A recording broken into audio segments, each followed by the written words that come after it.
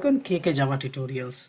In this video tutorial, we will learn how to use CLI tool or command line interface tool to work with Jenkins, right? So here you can see I have Jenkins. I can easily log in into this user interface and I can perform any kind of action based on the user rules, right? Now let's say I want to perform actions using command line, then how we can do that? And now next thing is that why I should use command line. So really this is a good question.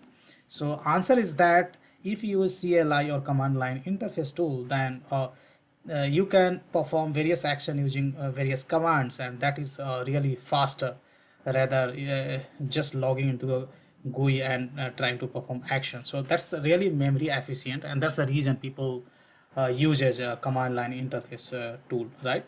So now let's proceed. Now you understood why we should use CLI tool for Jenkins, right? So it's really memory efficient, and that's the reason people are using, right? So now let's see how we can perform various actions in Jenkins using CLI tool. So this is my basically when I log in into my Jenkins, this is my home URL, right?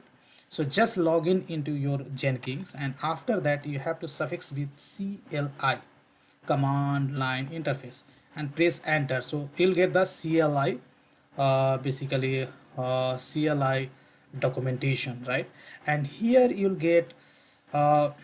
you'll get this CLI jar. So just click over here and allow them to download, and this will be downloaded very fast, right? Now how to use this CLI tool now? So you have to copy download the jar on the some in any specific location. Don't put on the default downloaded location. So here I have kept in Jenkins CLI, right? And here you have to open the this command prompt, right?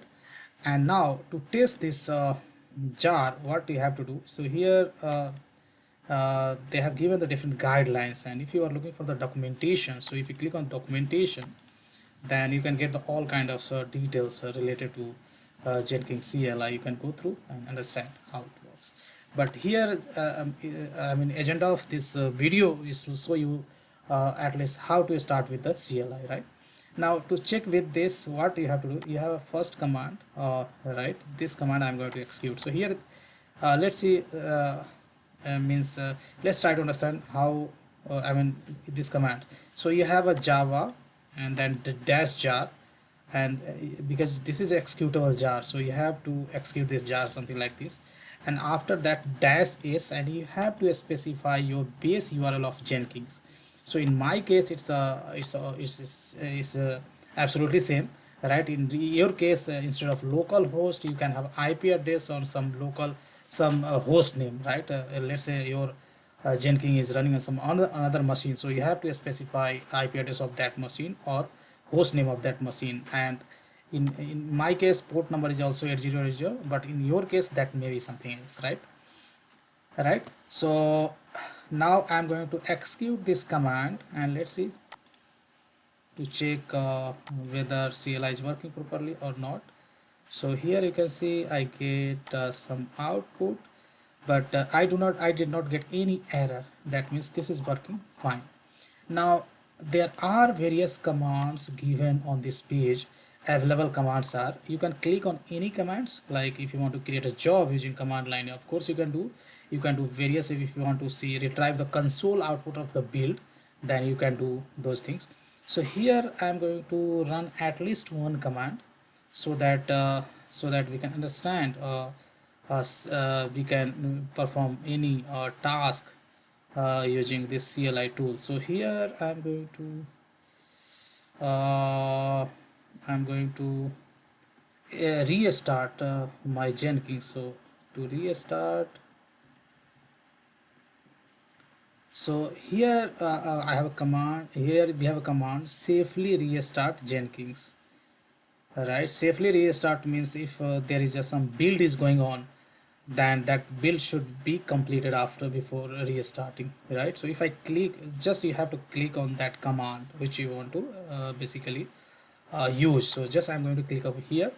So here you can see this command is given over here. So just you have to copy this command and go to the CLI tool, and here just I'm pasting, right? Accordingly you need to change your command, right? Here in my case localhost 8080 same, but in your case that may be different. So here you'll see whenever I'll run this command, then this Jenkins will be restarted. So let me press enter, right? So here saying anonymous, here I'm getting an error saying that anonymous is missing the overall administrator permission. So this kind of basically uh, operation can be performed by the admin only, right? And that's what I am getting this error. To overcome this error, what you have to do, you need to go to the manage Jenkins, and here in security sections we have configure global security. And if you come down, then here in the authorization section you can see here this setting logged in users can do uh, anything, but here in checkbox saying that allow anonymous read access. So here I'm going to select this one, right? So anyone can do anything, and just I'm going to apply and save. After that again I'm going to issue that command, and after that you'll see this will be restarted. So to restart your Jenkins you required basically admin permission, admin rights, right? So here I'm going to,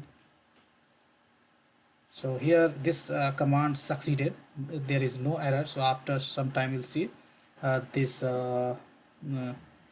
Jenkins will be restarted, right? So if I refresh,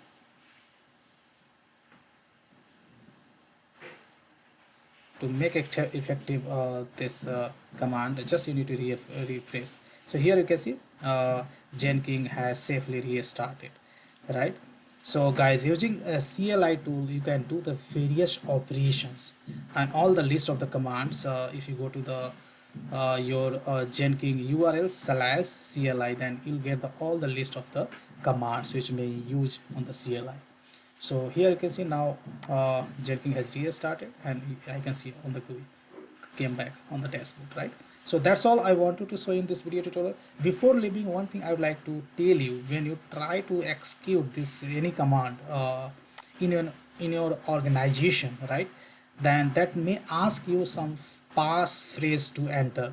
In that case, what you have to do here, that did not ask me to enter the passphrase because I did not set a passphrase in my Jenkins, right? So here first of all I need to log in.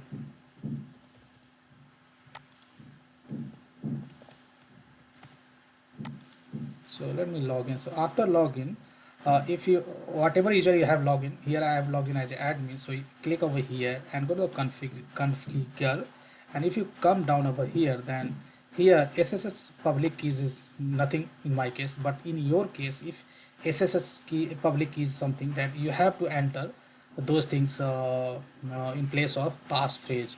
If you try to execute any command and that is asking for the passphrase, in that case you have to enter whatever you get in this text box. So that's all guys I have in this video tutorial, guys. Big thank you for watching this video, and see you there in the next video tutorial.